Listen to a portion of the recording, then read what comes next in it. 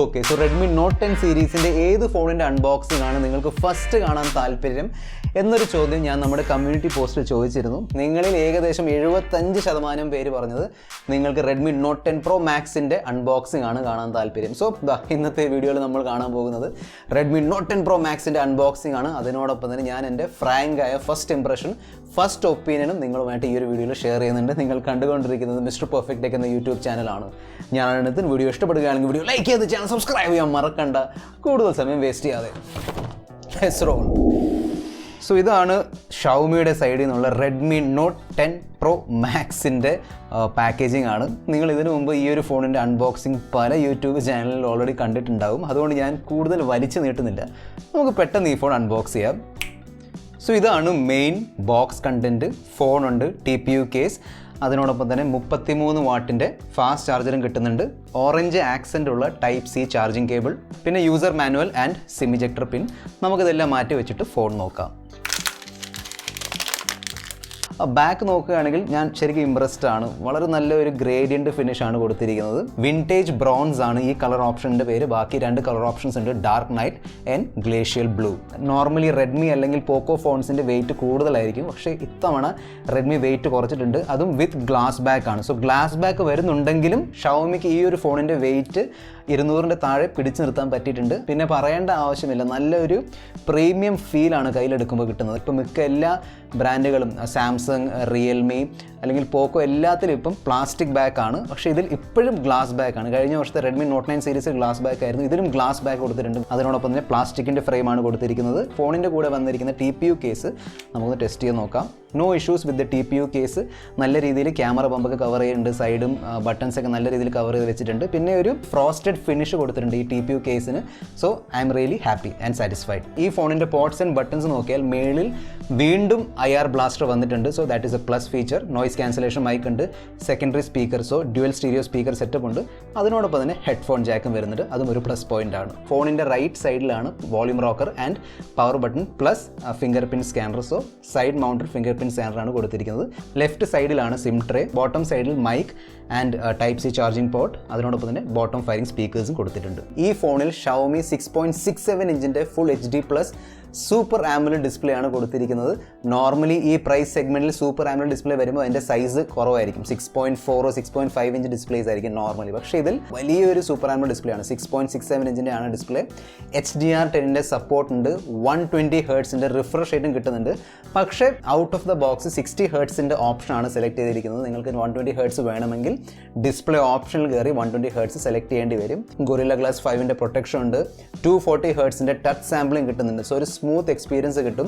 20:9 aspect ratio, 395 ppi pixel density. ചെറിയൊരു punch whole ആണ് top സെൻറ്ററിൽ കൊടുത്തിരിക്കുന്നത്. കുറച്ച് കഴിയുമ്പോഴത്തേക്കും നിങ്ങളത് ഓട്ടോമാറ്റിക്കലി ഇഗ്നോർ ചെയ്യും. 1200 നിറ്റ്സിൻ്റെ പീക്ക് ബ്രൈറ്റ്നസ്സും കിട്ടുന്നുണ്ട്. സൂപ്പർ ആംബുലൻസ് ഡിസ്പ്ലേ ആയതുകൊണ്ട് ഓൾവേസ് ഓൺ ഡിസ്പ്ലേയുടെ ഫീച്ചറും വരുന്നുണ്ട്. വളരെ ബ്യൂട്ടിഫുൾ ആയ ഒരു സൂപ്പർ ആംബുലൻസ് ഡിസ്പ്ലേ തന്നെയാണ് കൊടുത്തിരിക്കുന്നത്, നോ ഡൗട്ട്. നല്ല കോൺട്രാസ്റ്റ്, ഡീപ്പ് ബ്ലാക്സ് ഉണ്ട്. വീഡിയോസൊക്കെ കാണാൻ നല്ല രസമാണ്, എസ്പെഷ്യലി കളറുള്ള വീഡിയോസൊക്കെ കാണാൻ നല്ല രസമാണ്.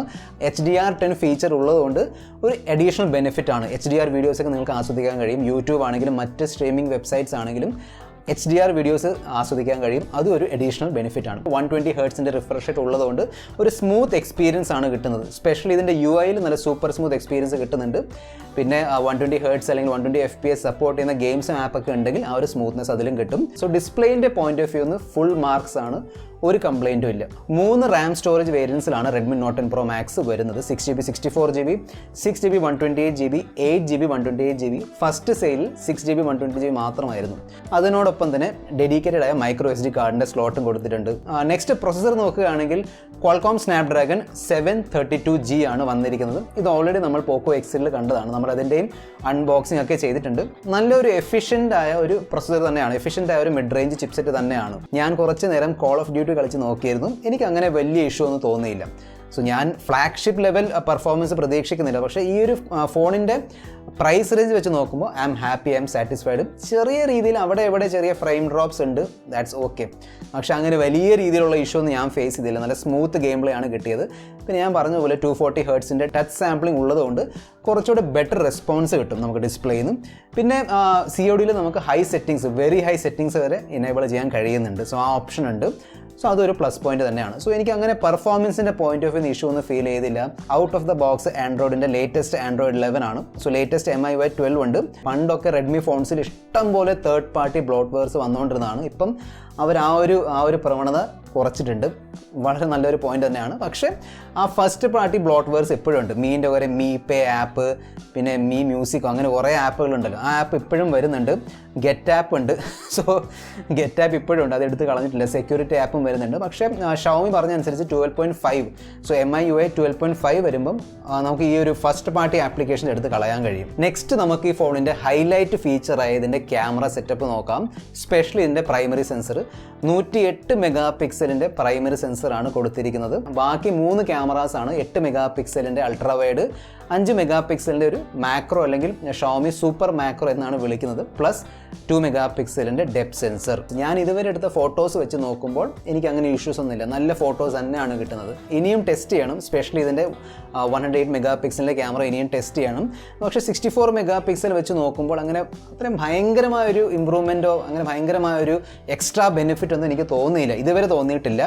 നല്ല ഫോട്ടോസ് തന്നെയാണ്, അതിൽ പ്രോബ്ലമില്ല. ഫോട്ടോസിൽ പ്രോബ്ലം ഒന്നുമില്ല, നല്ല ഫോട്ടോസാണ്. പിന്നെ ഷവോമിയുടെ ഫോട്ടോ പ്രോസസ്സിങ്ങിൽ ആ ഒരു സംഭവമുണ്ട്. ലേശം സാച്ചുറേഷനൊക്കെ കൂടുതലായിരിക്കും, റെഡൊക്കെ നല്ല റെഡായിരിക്കും. ഓക്കെ, ആ ഒരു സംഭവം എന്തായാലും അവരുടെ ഇതിലുണ്ട്. ചിലർക്കത് ഇഷ്ടമാണ്. അൾട്രാ വൈഡ് ഞാൻ അത്രയും ഇമ്പ്രസ്ഡ് അല്ല, കാരണം അത്രയും കളേഴ്സ് ഇല്ല, ചെറിയൊരു സാച്ചുറേഷനൊക്കെ കുറവാണ്, ലേശം ഡള്ളായിട്ടാണ് ഇരിക്കുന്നത്. പിന്നെ 8 മെഗാ പിക്സലേ ഉള്ളൂ. അതിനോടൊപ്പം തന്നെ സെൻസർ അത്രയും വലിയ സെൻസർ അല്ല, അതുകൊണ്ട് ലേശം സോഫ്റ്റ്നെസ് ഒക്കെ വരുന്നുണ്ട് ഫോട്ടോയിൽ. മെയിൻ പ്രൈമറി സെൻസറിൻ്റെ ഫോട്ടോസ് നല്ല ഫോട്ടോസാണ്, നോ ഡൗട്ട്. പക്ഷേ അൾട്രാ വൈഡ് കുറച്ചുകൂടി ഇമ്പ്രൂവ്മെൻ്റ് ആവശ്യമുണ്ട്. എന്നെ ശരിക്കും ഇമ്പ്രസ് ചെയ്തത് എൻ്റെ സൂപ്പർ മാക്രോ ക്യാമറയുടെ പെർഫോമൻസ് ആണ്. സ്പെഷ്യലി ഈ ഒരു പ്രൈസ് സെഗ്മെൻറ്റിൽ ബാക്കി ക്യാമറകളുടെ മാക്രോ ഫോട്ടോസൊക്കെ വെച്ച് നോക്കുമ്പോൾ, ബാക്കി ഫോൺസിൻ്റെ മാക്രോ ക്യാമറ പെർഫോമൻസ് വെച്ച് നോക്കുമ്പോൾ വളരെ നല്ല പെർഫോമൻസ് ആണ് കിട്ടുന്നത്. ലേശം പേഷ്യൻസും ക്ഷമയൊക്കെ ഉണ്ടെങ്കിൽ നല്ല മാക്രോ ഫോട്ടോസ് എടുക്കാൻ പറ്റും ഈ ഒരു ഫോൺ വെച്ച്. മാക്സിമം 4K 30 FPS ഓപ്ഷൻ ഉണ്ട്. വീഡിയോസും നല്ല ക്വാളിറ്റിയുള്ള വീഡിയോസ് തന്നെയാണ്, നല്ല ഡീറ്റെയിൽസ് ഉണ്ട്, കളറൊക്കെ നല്ല രീതിയിൽ പ്രൊഡ്യൂസ് ചെയ്യുന്നുണ്ട്. പിന്നെ ഫോക്കസ് സെൻറ്റിങ് ഇഷ്യൂ ഒന്നുമില്ല, എക്സ്പോഷറൊക്കെ നല്ല രീതിയിൽ എല്ലാം മാനേജ് ചെയ്യുന്നുണ്ട്. So no issues. Selfie camera അത്യാവശ്യം ഡീസൻ്റ് ആണ്. കഴിഞ്ഞ വർഷം വരെ 32 മെഗാ പിക്സലിന് സെൽഫി ക്യാമറ ഉണ്ടായിരുന്നു, ഇത്തവണ 16 മെഗാ പിക്സലാണ്. ബാക്ക്ഗ്രൗണ്ടിൽ നല്ല ലൈറ്റ് ഉണ്ടെങ്കിലും ഫേസ് ക്ലിയർ ആയിട്ട് കാണാൻ കഴിയുന്നുണ്ട്. ഇതൊരു ഫസ്റ്റ് ഇംപ്രഷൻ മാത്രമാണ് ഈ ഒരു ക്യാമറയുടെ, സ്പെഷ്യൽ 108 മെഗാ പിക്സൽ എന്ന ഈ ക്യാമറയുടെ, അല്ലെങ്കിൽ ഈ നോട്ട് 10 Pro Maxൻ്റെ ക്യാമറ UIൻ്റെ ഒക്കെ ഇൻഡെപ്ത് അനാലിസിസ് അല്ലെങ്കിൽ ഇൻഡെപ്ത് റിവ്യൂ വേണമെങ്കിൽ, കാണാൻ താല്പര്യമുണ്ടെങ്കിൽ താഴെ കമൻറ്റ് ബോക്സിൽ എഴുതി അറിയിക്കുക. ബാറ്ററി ആൻഡ് ചാർജിങ് സെറ്റപ്പ് നോക്കിയാൽ എക്സാക്ട്ലി സെയിം ആണ്. കഴിഞ്ഞ വർഷം നോട്ട് 9 Pro Maxൽ വന്ന exactly same battery and same charging സ്പീഡാണ് കിട്ടുന്നത്. 5020 mAh ബാറ്ററിയാണ്. 33 വാട്ടിൻ്റെ ഫാസ്റ്റ് ചാർജർ ബോക്സിൽ തന്നെ വരുന്നുണ്ട്. So no issues with charging and battery.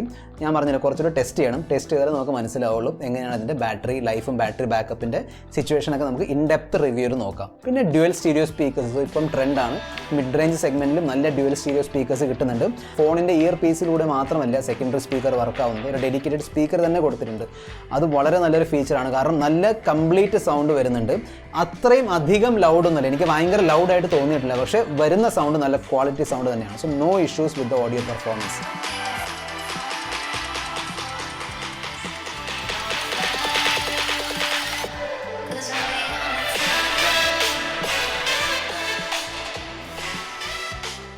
ഇത്രയും നല്ലൊരു സൂപ്പർ ആംബുലൻസ് ഡിസ്പ്ലേ ഉണ്ടായിട്ടും സൈഡ് മൗണ്ടഡ് ഫിംഗർ പ്രിൻറ്റ് സ്കാനറാണ് കിട്ടുന്നത്. വളരെ ഫാസ്റ്റും സെക്യൂറായ ഫിംഗർ പ്രിൻറ്റ് സ്കാനറാണ് കിട്ടുന്നത്. അതിനോടൊപ്പം തന്നെ ഫേസ് അൺലോക്ക് ഫീച്ചറും നല്ല രീതിയിൽ വർക്ക് ചെയ്യുന്നുണ്ട്, no issues. Dual 4G VoLTE support ചെയ്യുന്നുണ്ട്. കാരിയർ അഗ്രിഗേഷൻ്റെ ഫീച്ചർ ഉണ്ട്. വൈഫൈ കോളിംഗ് ഉണ്ട്. FM റേഡിയോ കിട്ടുന്നുണ്ട്. വൈഡ് വൈൻ L1ൻ്റെ സപ്പോർട്ട് ഉണ്ട്. കംപ്ലീറ്റ് ക്യാമറ ടു API ഫീച്ചറും വരുന്നുണ്ട്. SAR വാല്യൂവും അണ്ടർ ലിമിറ്റ് ആണ്. ഈ ഫോണിനെ കുറിച്ചുള്ള എൻ്റെ ഫസ്റ്റ് ഇംപ്രഷനും എൻ്റെ ഫസ്റ്റ് ഒപ്പീനിയൻ എന്താണ്? ഫ്രാങ്ക്ലി ഞാൻ ഇംപ്രസ്ഡ് ആണ്. കാരണം ഇത്രയും അധികം സ്പെസിഫിക്കേഷൻസ് ഈ ഒരു പ്രൈസ് സെഗ്മെൻറ്റിൽ ഇതുവരെ മറ്റൊരു ബ്രാൻഡും നൽകിയിട്ടില്ല. സോ നോർമലി കിട്ടുന്ന സംഭവങ്ങളെല്ലാം ഇതിൻ്റെ അകത്തുണ്ട്. അതിലുപരി ഒരുപാട് പുതിയ ഐറ്റംസ് ഒക്കെ വന്നിട്ടുണ്ട്. ഫോർ എക്സാമ്പിൾ 108 മെഗാ പിക്സലിൻ്റെ ക്യാമറ ഉണ്ട്, 120 Hz റിഫ്രഷ് ആയിട്ടുള്ള സൂപ്പർ ആംബുലൻസ് ഡിസ്പ്ലേ ഉണ്ട്. സോ സ്പെസിഫിക്കേഷൻസിൻ്റെ പോയിന്റ് ഓഫ് വ്യൂ അല്ലെങ്കിൽ സ്പെക് ഷീറ്റ് എടുത്ത് നോക്കുകയാണെങ്കിൽ നമുക്ക് ഒന്നും കംപ്ലയിൻറ്റ് ചെയ്യാൻ കഴിയില്ല. സോ ആ ലെവലിലുള്ള സ്പെസിഫിക്കേഷൻ ഇവിടെ കൊടുത്തിട്ടുണ്ട്. ഞാൻ ഈ ഫോൺ ഡീറ്റെയിൽ ടെസ്റ്റ് ചെയ്യുന്നുണ്ട്. സോ അതിനോടൊപ്പം തന്നെ നിങ്ങൾക്ക് ഈ ഫോണിൻ്റെ ഡെഡിക്കേറ്റഡ് ആയ ഗെയിമിംഗ് റിവ്യൂ, ക്യാമറ റിവ്യൂ അങ്ങനെ എന്തെങ്കിലും വേണമെങ്കിൽ താഴെ കമൻറ്റ് ബോക്സിൽ എഴുതി അറിയിക്കാൻ മടിക്കേണ്ട. നമുക്കൊരു സ്പെസിഫിക് വീഡിയോ അതിന് വേണ്ടി ചെയ്യാം, camera separate, gaming separate. Okay, so ഈ വീഡിയോയിൽ ഇത്ര മാത്രം. അടുത്ത വീഡിയോയിൽ നമ്മൾ വീണ്ടും കാണുന്നവരെ this is your friend mister perfect tech signing off. Good bye.